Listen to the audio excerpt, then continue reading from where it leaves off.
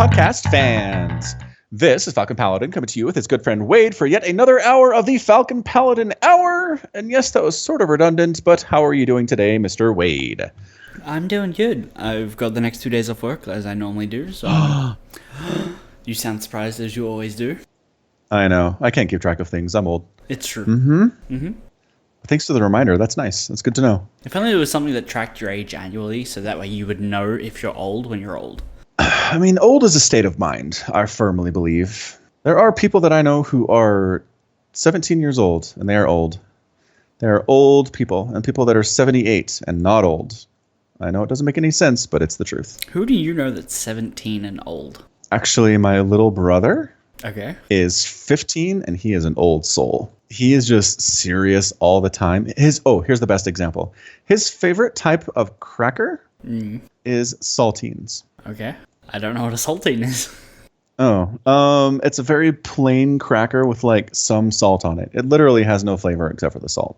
Oh, okay. You put it in soups. It exists for that, and maybe like to put peanut butter on if you're feeling like a peanut butter cracker. Okay. It has no flavor in and of itself. It's an old person thing. That's his favorite cracker. That's not necessarily his favorite thing to eat. I mean, he requests that my mom buy them for him every time he goes to the store. I guess if he was an old soul, he'd be buying his own crack. Well, he can't get to the store on his own. Why not? He's 15. We don't have public transportation. You don't? Sort of. Like, the closest bus stop to the house he lives in is probably 2.5 miles away. So, walk it. Get a bike. Yeah, Americans are lazy.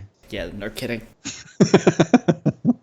Anyway, the point is, I know people who are old at what we would consider normally a young age, and people who are very young at what we would normally consider by society an old age.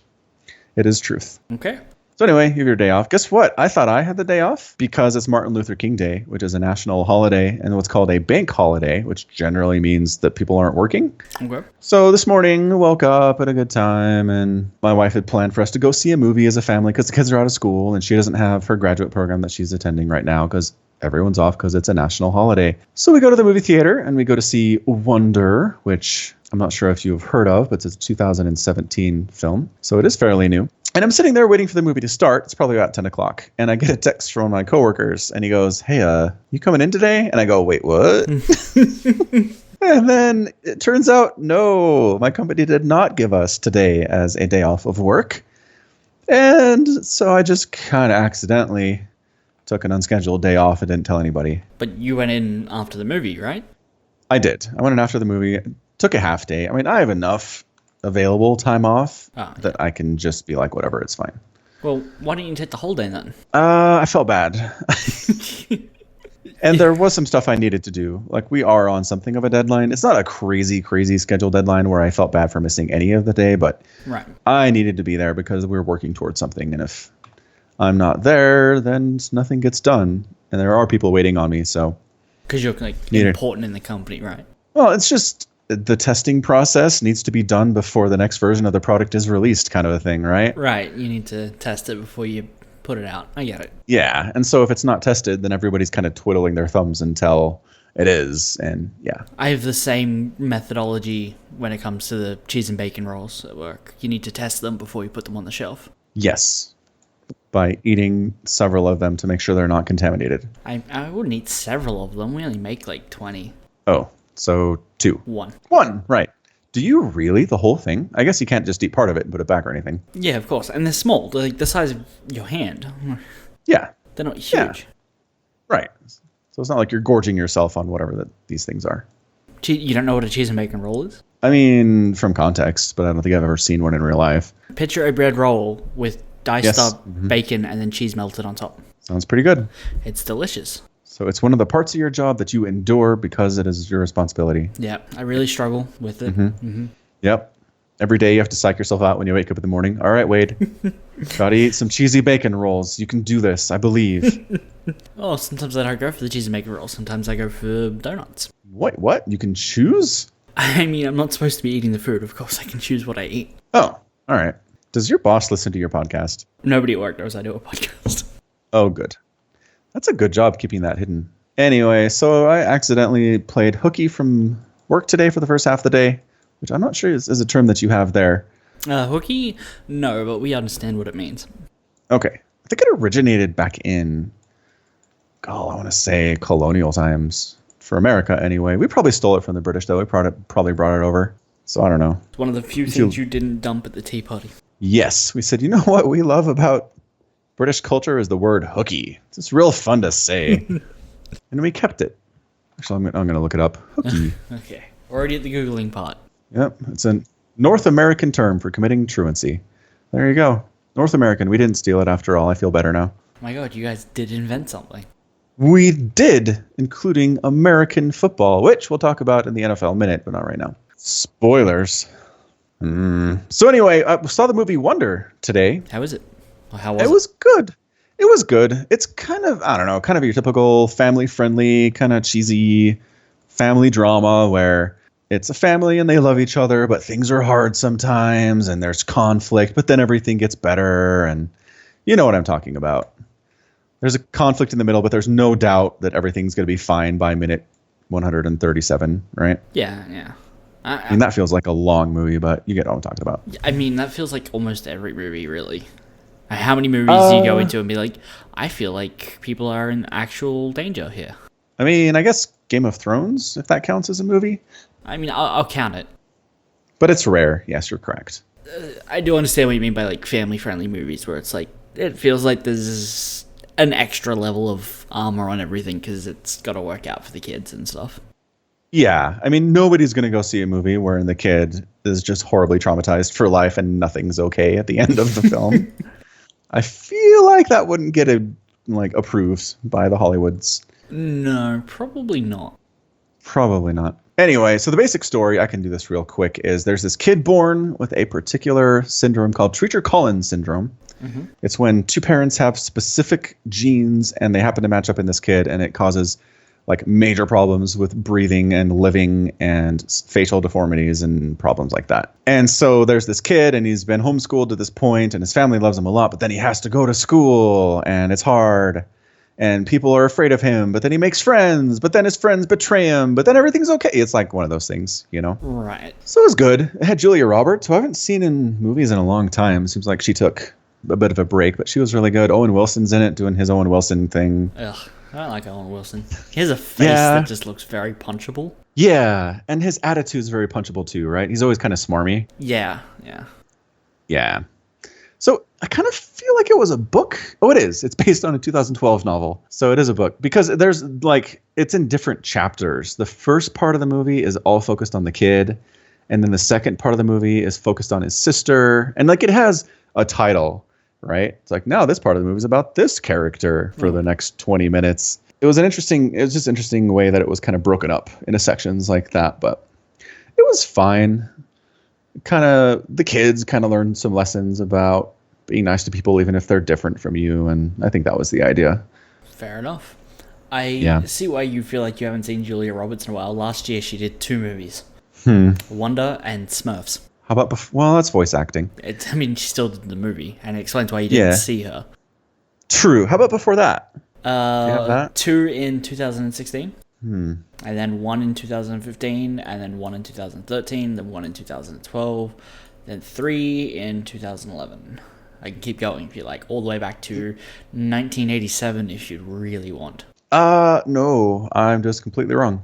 Good to know. She's been doing stuff. I just haven't been aware of it. My ignorance has betrayed me. I mean, she's been doing stuff, but it's not like she's got a jam-packed schedule. Movies are like a 3-week shoot or something?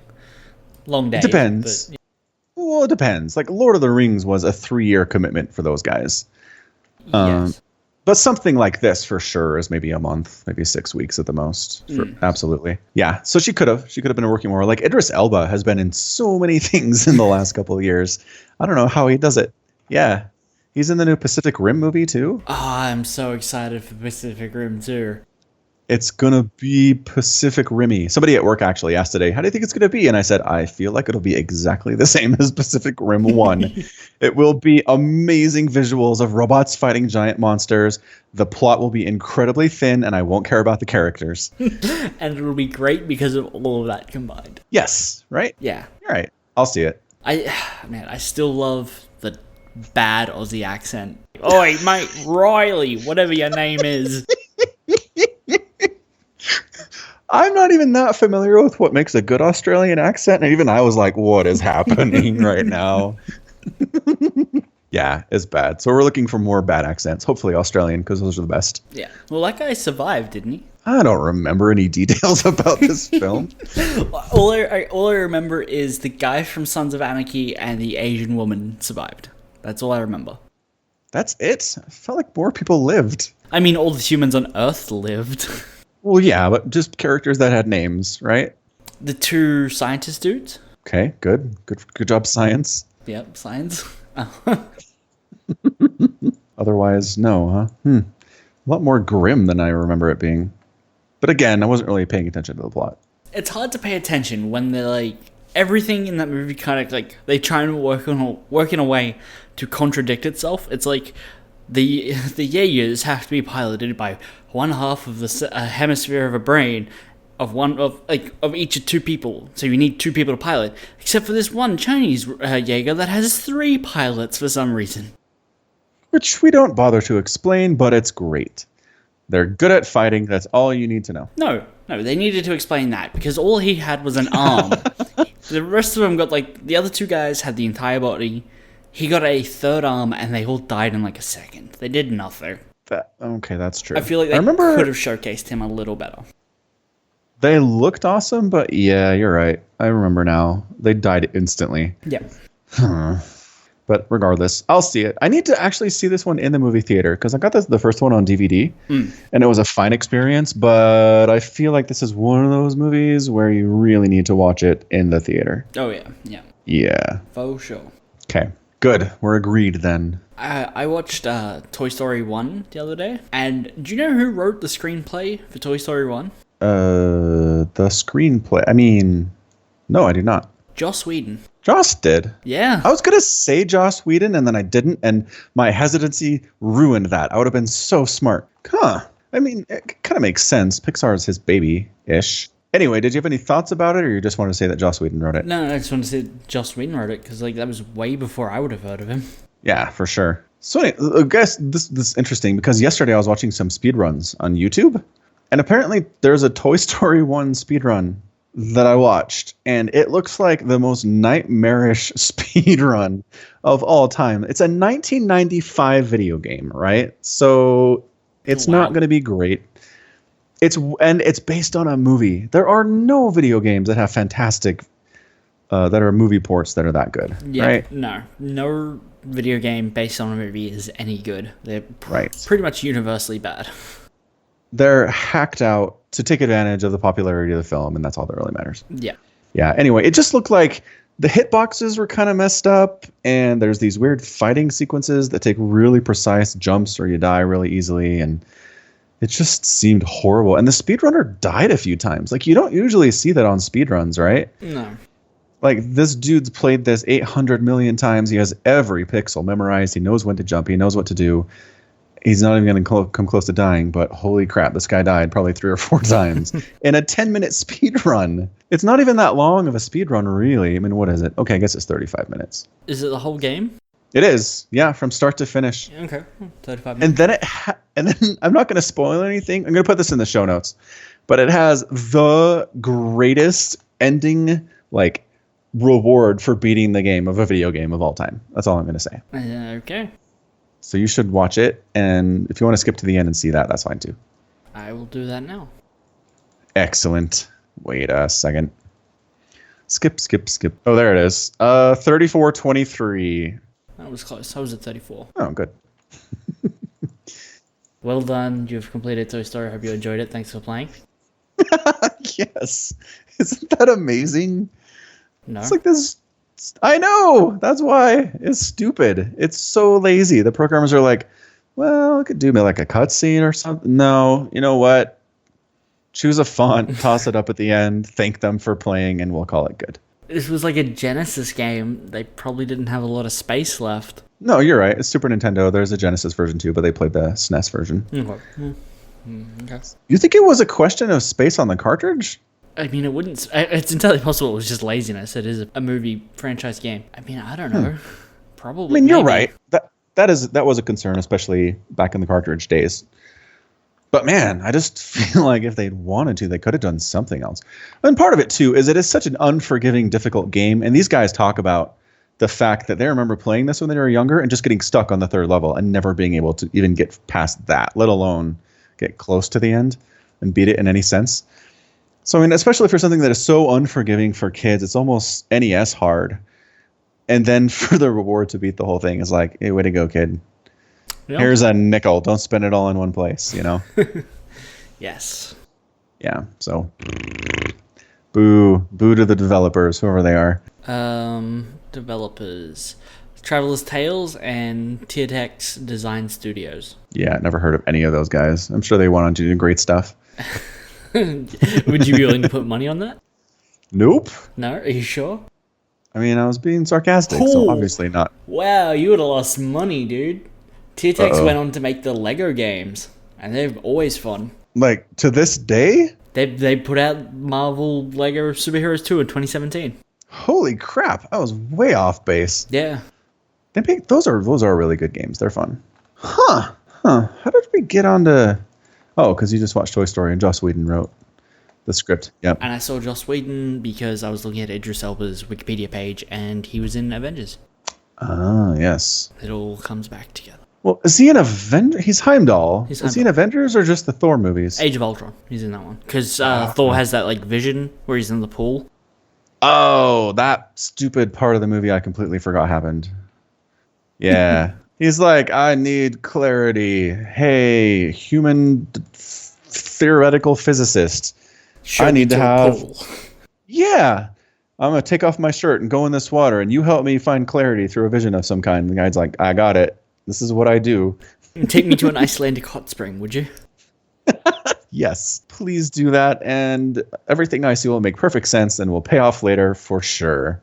I mean, I don't know. Thor's as game breaky as Hulk is. It's just nigh invincible God versus truly invincible Hulk versus robots. Really no suspense there. Yeah, I suppose. But, I mean, he's invincible, but he's not... Well, he's at the... Okay. This is good. He's at virtually invincible to the point where it doesn't make a lot of a difference, but he can't be everywhere at once. So there is still the threat that he could, like, lose and, like, lots of people could die. That's why the infinite power isn't a huge problem with Thor. He is very fast, though, right? Only as fast as his hammer. Yeah, which is real fast. I mean, we've seen him go whoop, whoop, whoop, whoop, whoop, whoop, and zoom around. It's very zoomy. Right, but he's not, like, reversing the Earth like Superman. No, but okay. He hasn't done that because A, it's stupid. Yeah. Yes. It's bad writing. I don't know. I think he's probably as fast as Superman, right? No. He doesn't... Okay, look. He's got Superman powers for the most part, except he doesn't have a glaring weakness. I mean, he doesn't put him up against Superman. Who wins? I think Thor does. No, Superman wins. What? Why? Thor couldn't pierce his skin, for one. He doesn't have kryptonite. I mean, what if he's in Superman's universe? He could get it. From where? It seems fairly common. I don't know. Freaking Lex Luthor finds it on the street every other day. You think Thor's gonna take that? Is a good point. Like drug dealers are selling it on corners. High end in Gotham, snorting it. Yeah. Hey man, want some kryptonite? What you selling? Yeah. Dust or rocks? Nice. Very good. All right. I mean, I don't know. That's a dumb, stupid argument. Who would be who from fictional characters that actually exist? I mean, that can be fun. You just gotta. It could be. You just gotta find the right two things. I don't think Superman and Thor is the right things to argue because Superman's just dumb. Superman is written stupid because he has to be. Because if he was smart, he would be literally unstoppable. Well, I don't mean he's dumb as though he's mentally capacitated. But he is, though. No, he's not. He's not unintelligent. He has to be. No. Because in order for him to be threatened by anything, he has to be stupid. But he's not threatened by anything. That's the point. He is. He randomly stumbles into situations where he's in proximity to kryptonite all the stupid time. Right, because he doesn't... Imagine all the times you've stumbled into a room and there's been, a candle in there that you didn't know about, right? Yeah, but you know what I don't have that he has? X-ray vision. That's an invasion of people's privacy, though. If you're just like, I'm going to see into every room before I go into it. It doesn't matter. They can't hurt you unless they have this one rock. Chances are they don't have the rock. He could just walk in. The one thing that can kill him is kryptonite. If he doesn't check every room he walks into for kryptonite, he is stupid. He is. Here's the thing. He can have kryptonite near him and then just walk away. He gets super weak. He doesn't, like, if he walks into the room and he's like, whoa, I feel a little nauseous. Have you watched the movies? He, staggers. Kryptonite, I can hardly stand. That's what happens. I've seen some of the Zack Snyder stuff. He doesn't... Oh. I mean, he was, flying with a kryptonite spear. I think he's fine. The Zack Snyder stuff is garbage. Oh, We're talking Christopher Reeve Superman. I've never seen that. Oh. The pacing is really bad and it's slow, but it's classic. Okay. But the point is, that Superman. Right. Who I will say is the true Superman. Okay. Because he's better than anything Zack Snyder has ever directed. Probably true. He is within proximity to kryptonite and he staggers to one knee and he's like, oh no, kryptonite. How far is proximity? I don't know. 10 feet? Okay, if he's at 11 feet, does he just feel woozy or is it no effect? Because I feel he's woozy. If you're woozy at 11 feet, make sure you fall backwards. Then you're slightly further away, you get better, you leave. And then you use heat vision from a mile away and kill everything. See, but you could have done that if you just used your X-ray vision first. What if there's it's lined in lead? How is he? And then when he comes into the room, they take it out of the box. There's an incredibly suspicious lead-lined box in this room. Perhaps I should be extra careful going in there. He doesn't do that either. Okay. He can detect lead-lined boxes by saying, I can't see what's inside that box. And he doesn't do it. Okay, well, what if that's Superman's downfall is hubris? He's so powerful, he doesn't think he needs to check. Okay, then he's stupid. That's all I'm saying. No, having hubris is a stupidity and ignorance of your own limitations. I concede that point. Okay, good. But I don't think it makes him unintelligent. I mean, he can pass the friggin' standardized tests in school. He's not a moron, but he's dumb. He has the ability to never be in any remotely threatening situation, and he chooses not to use his abilities in order to avoid them on a daily basis. Maybe he's bored. Maybe he's like, I'm unstoppable and unkillable. I really need a spark in my life. Kryptonite's in that room. Let me head over there and see how this goes. It turns out he does check every room, and he's a thrill seeker. He's like, this is the one thing to get the adrenaline going. This is good headcanon. I like this. I'll go with you on this one. Problem solved. Moving on to other things. Crap, I'm spacing out. What else were we going to talk about? I don't know. You normally write all this stuff down. I do. I didn't today. How did Mrs. Paladin's opera thingy in Seattle go? You said she was back. Oh, yes. Yeah, so she did go to Seattle for a couple of days for an summer theater opera program that she auditioned for. And she hasn't heard back yet, but she's not expecting to for a while. But it went well. She said she's still kind of getting over the flu that we all had over the Christmas holiday. And still had a bit of a cough. Her voice wasn't at 100%. But she felt she did as well as could be expected under the circumstances. And that's really all you can ask. So we'll find out. She was really happy to be back in Seattle, too, because she grew up there. She was born there, and she lived there until she was about 14 years old. Okay. And so she's always kind of missed it and hadn't been back since. And it was just nice to go back and see the Space Needle and kind of hang around downtown Seattle and do some stuff. Oh, can we tell a story about how one of my sons is a giant wuss? Yeah, go for it. Excellent. All right. So my 7-year-old, he's the middle child.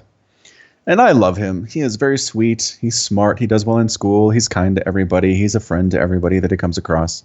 But he is the biggest weakling that I know. And I understand that he's 7. So before you go nuts on me, he's 7. I get it. You're about to pick on a 7-year-old. Full disclaimer. Yeah. about to pick on a 7-year-old. So it's Saturday. He's playing in the backyard with the friends because it's kind of nice outside for January. Sun's out. It's not freezing. We'll take what we can get. So they're playing outside, and then my daughter comes running into the house saying, Caleb got hurt. You need to come help him. And I'm like, all right. Maybe they, I don't know, fell out of, there's a little playhouse back there that he fell out of, something like that. Mm-hmm. I mean, there are many options of how you can get hurt in the backyard because kids are klutzy. Mm-hmm. So I go back there, and he's lying on the ground in the fetal position, sobbing and like tears running onto the ground. And oh no, did he sprain an ankle? Did he break an arm? Is there something seriously wrong here? So I run over and I kneel down next to him and I go, Caleb, what's going on? What happened? And through his tears, he sobs and goes, I was running and I tripped and I fell and I hurt my knee. And I was like, all right, well, let's take a look. And I look and he has a scrape. Uh-huh. Like it's clear. He made contact with the cement. Is it bleeding at all? No. Is there anything else wrong? No. He got a scrape on one of his knees.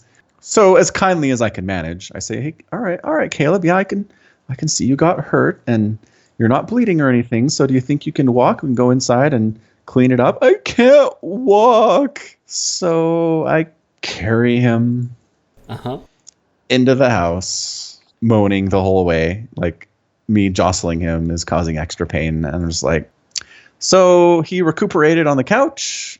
And after 5 minutes, he was fine, and he was outside running again.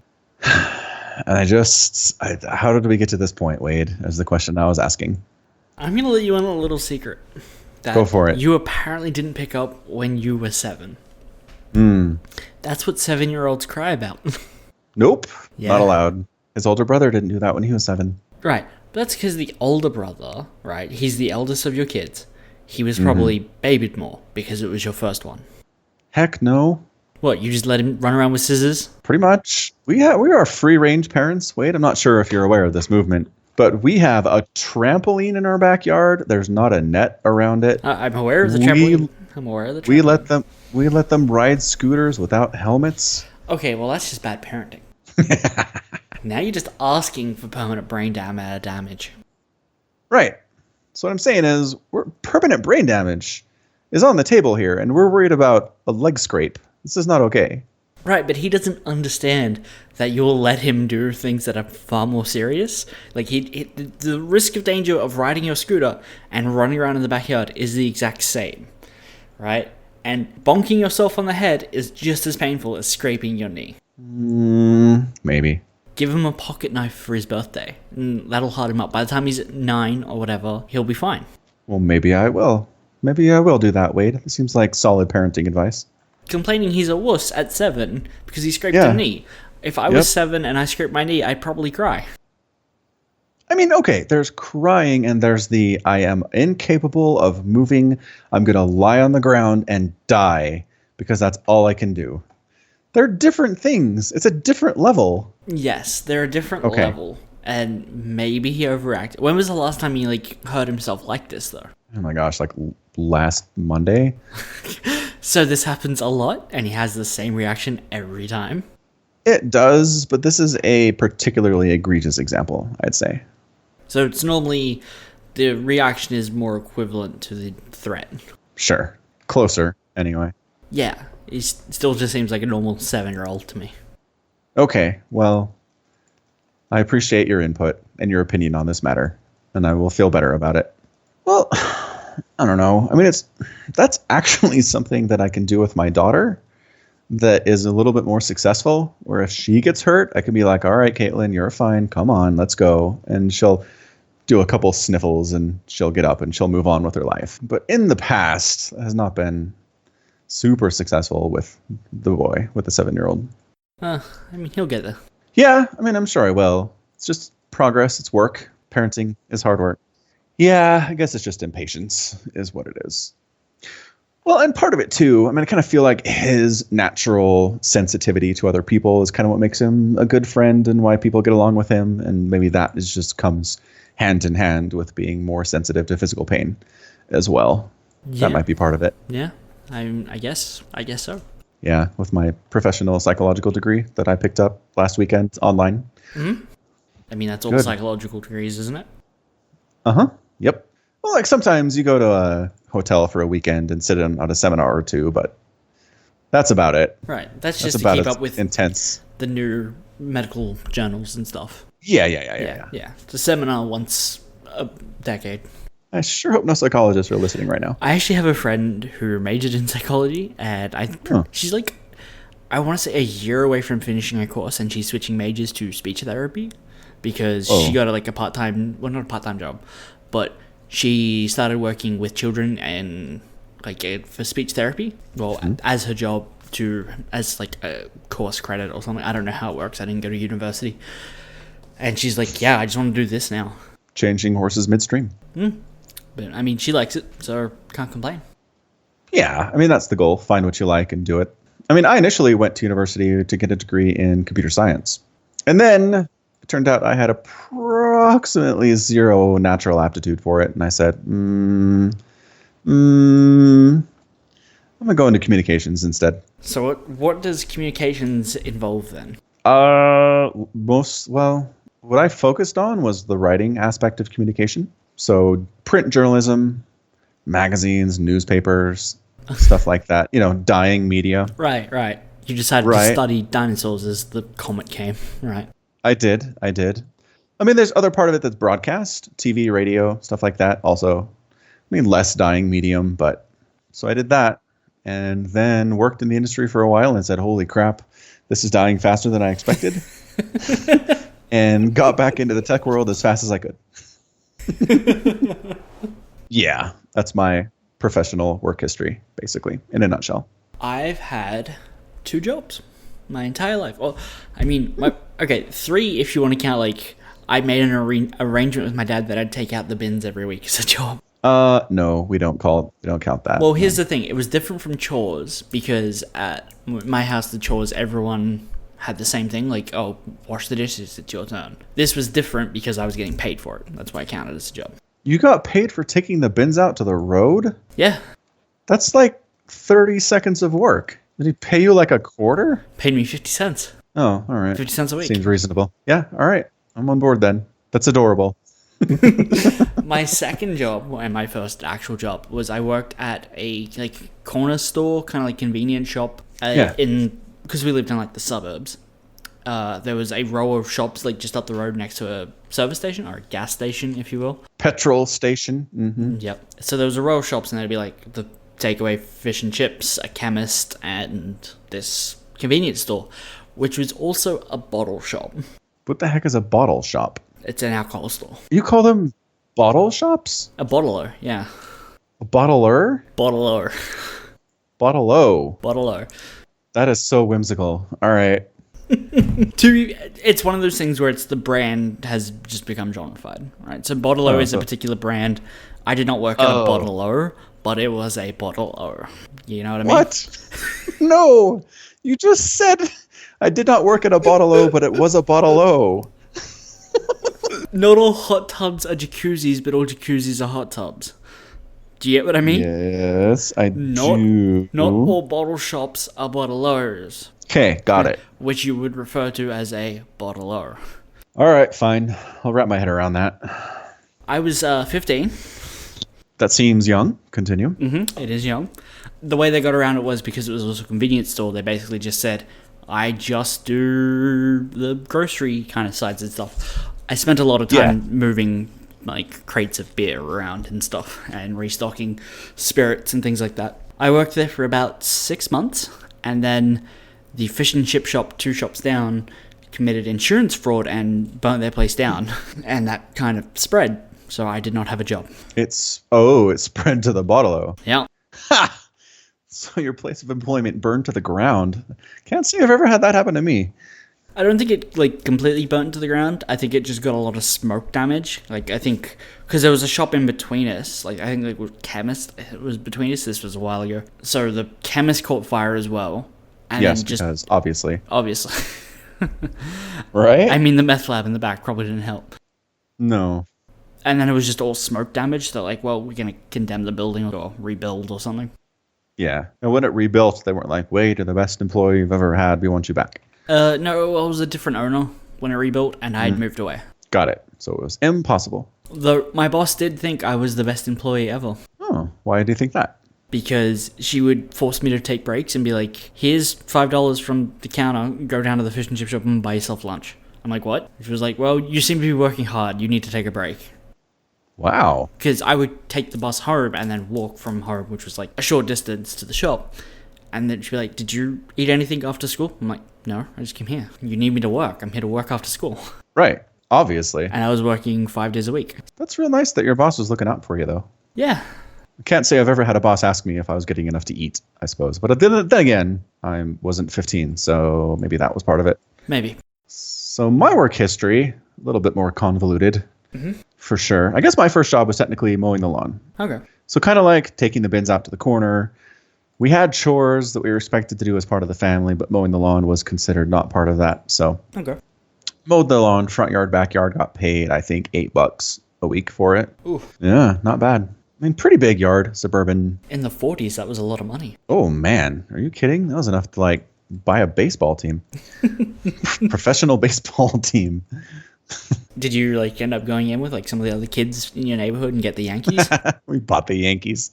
Yep. It's a good investment. Sold it when the time came. So there was that. And then I got a job as a paper boy. So I started mowing the lawn when I was probably about 8. And then I got a job as a paper boy when I was 12 years old. And that was a pretty big deal. It was to our entire subdivision. And which was probably, I want to say, 150 homes. Okay. That I delivered to. So that was intense. That did not pay super well, but it was like the only job you can get when you're 12 legally in America, I feel like. So there was that. And then when I was 14, I got a job as a janitor at the local elementary school that I had attended when I was younger. Okay. So that was that. And that was, okay, so that was a job where I had a boss. His name was Doug. And I never saw him because he kind of handled the stuff at the school during the day. And then when the kids showed up, the teenagers showed up to do the cleaning, he was out of there. He had no interest in being involved in that aspect of the job. So he was gone. But he never once asked me, hey, did you get anything to eat before you came into work today? I mean, how old were you at this time? I was 14. 14. Okay. Yeah. Well, I suppose. Like, if he just was like, I don't want to have to do anything with the kids, right? Yep. That's what it was. I guess. This was like, my boss was like, well, I have to be in the store. So there has to be someone of age to serve alcohol to customers who are buying their long necks of VB at 2 o'clock in the afternoon. There was a legal requirement for that. Yes. Yep. Yeah. Makes sense. So some differences, but... How much did the janitor job pay? I started out at $4.90 an hour. That was the minimum wage at the time. Wow. I got a raise because the national minimum wage was raised to $5.15 an hour. Living large? After about a year. That was massive. And then I was a good worker. I got promoted to head junior janitor. So then I got paid $7 something an hour. That was amazing. What did you do with all that money? I don't know. I'm trying to think of what I did with all that money. I bought a lot of Pringles when I was younger. So I could see that. If I had to guess, it was mostly Pringles. Okay. Then I got a job working a roofing supply delivery, which was the most physically demanding job I've ever had. So basically, you'd go to the place where all the shingles were, you'd load up a truck, drive to the place, unload it onto a conveyor belt that went up to the roof. And so either you loaded onto the belt or off the belt, just stacks and stacks of heavy shingles. And they're not that heavy if you just went to lift one, but doing it for 10 hours a day was, whew, that would suck. It was intense. It sucked. And it was basically my motivation to get a college degree. I said, if I have to do this the rest of my life, like this guy that I'm working with, who's been doing this every day for the last 30 years, I don't think I can do it. So I'm too weak, I said. That's fair. Us nerds are very weak physically, generally. My skin is too delicate for this. I did a half stay with my mate. He was a landscaper, and he was working in some people's backyard, like paving their back. Like, they had a small backyard, so they're having it paved. And his boss wasn't going to be there, and he was like, look, I talked to my boss, if you want to come around and do like half a day's work after you finished your job, he'll pay you some money for it. I'm like, okay. And I was like, I'm doing half a day. I couldn't do this for 8 hours straight. It was like picking up heavy pavers and flattening sand, and I was like, nope, I'm out. Peace, yeah. Yeah, not easy stuff. And the crazy thing was, I kept thinking to myself, all right, this is going to get easier, right? Obviously, the first day is going to be hard, and the first week is going to be hell. But by, the 4th, 5th week, 6th week, start getting some muscle, start getting used to it. Nope. No muscle built?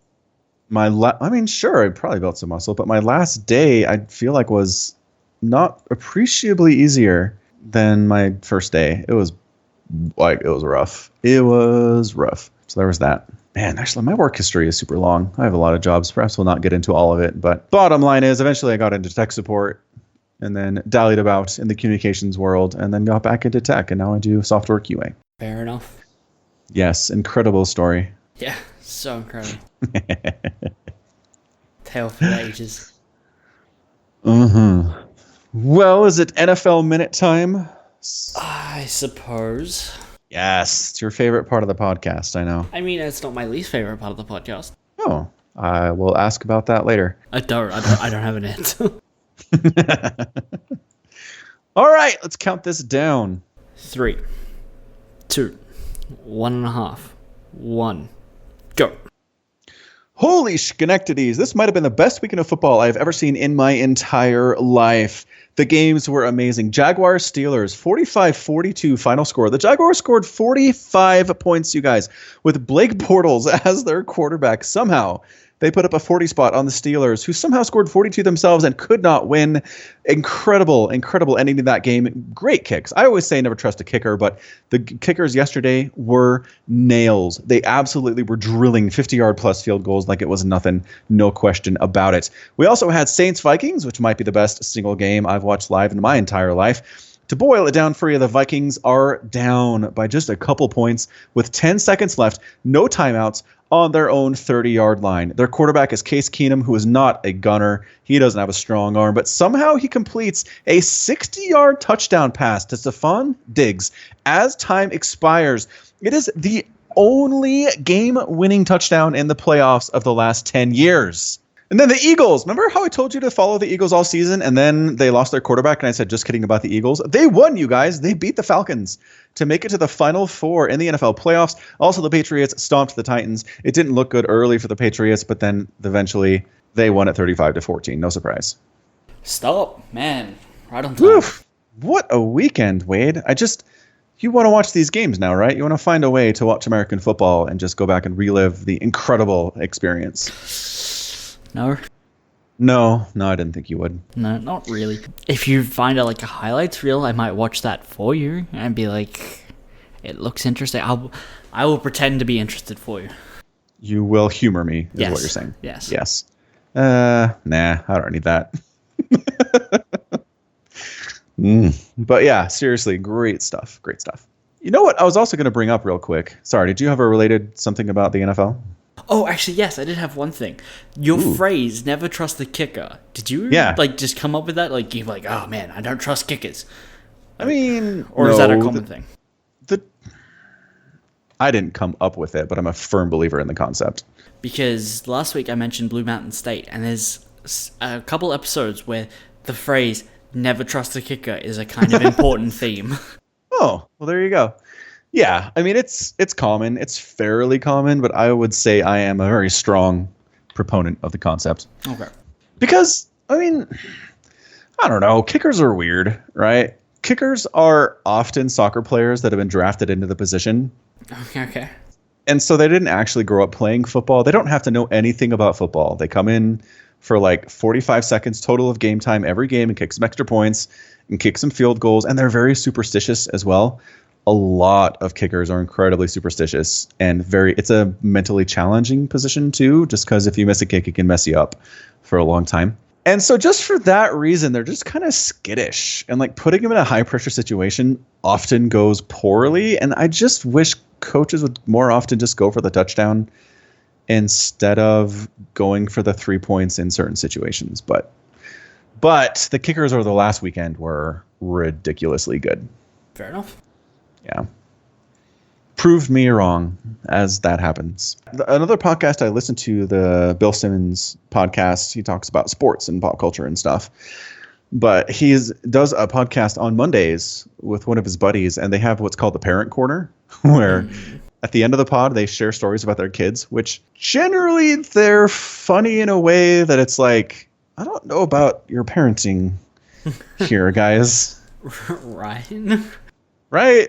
Do you elaborate further? Well, like one of the stories was that he showed his kids the Texas Chainsaw Massacre movie. I've heard stories like this before. Yeah, and like screwed him up. And I'm like, why are you sharing this with a national audience, dude? I heard a similar story on another podcast. A guy was telling a story that his parents took him to see a movie, and this was after Star Wars came out. He's like, well, our kid likes this sci-fi thing. Let's take him to go see another sci-fi movie. This looks like Star Wars. We'll take him to see that. They took him to see Alien in theaters when he was like 11. Yeah, that's brutal. That will mess up a kid. So, yeah, like took the kids to see it, like his 10-year-old to see it.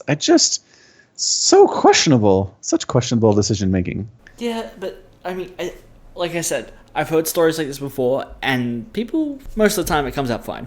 The kid doesn't turn into a serial killer? Yeah, I think it's fine. Is there anything you would like to admit to with your kids? I would not. I am very stringent and strict about what I allow my kids to watch. And in fact, I have banned them from YouTube. Oh, not even like just using the family mode or whatever? It only works if you're logged in. Okay. So you can hit the log out button and do whatever you want. It's stupid. YouTube has no parental controls at all. Wow, that is one hell of a loophole. Uh-huh. Whoa, good. Parental controls mode. This sounds real nice. And you can choose what to restrict. But then if you try, like if you're not logged in, it goes, this only works if you're logged in. It's like, wait, hang on. Hold on a second. Wow. That's amazing. Yeah. If there was a way to set it up for a non-logged in YouTube account, I would take it. But right, but then they could just make a fake account. Yeah. So pretty much had to ban it. Had to block it. That might be best for your kid's sanity anyway. Yeah, it might be. There's a lot of non-friendly kid places that look like friendly kid places out there, and it's just not good. But for the most part, the reason I banned YouTube is because they find things that are scary to them. I mean, they're not watching, again, clips from the Texas Chainsaw Massacre, but no. There's a cartoon character called Bendy that is kind of a take on old school Walt Disney stuff. And it's creepy. It's not horror, I don't think. I think I know what this is. Do you know Bendy? I don't know Bendy, but I've seen some stuff pop up in the channels that I follow that are kind of talking about it. It's very old, like almost Steamboat Willie kind of animation. Well, that's Cuphead. Yeah, Cuphead, right? Yeah, and it looks very similar to that. Except Yeah, it's it does. dark. Yes, exactly. It is not Cuphead. It is scarier. It is. I mean, again, like I watch it, doesn't freak me out in any sense, but the kids, it makes them have nightmares and not want to sleep in their own beds. So, banned. Well, anything else you want to cover today, Senor Wade? I do have kind of something. Ooh, okay. How do you feel about vexillology? Vexillology. My honest answer is what? It's the study of flags. Oh, I mean, sounds interesting. It's kind of like history. I like history.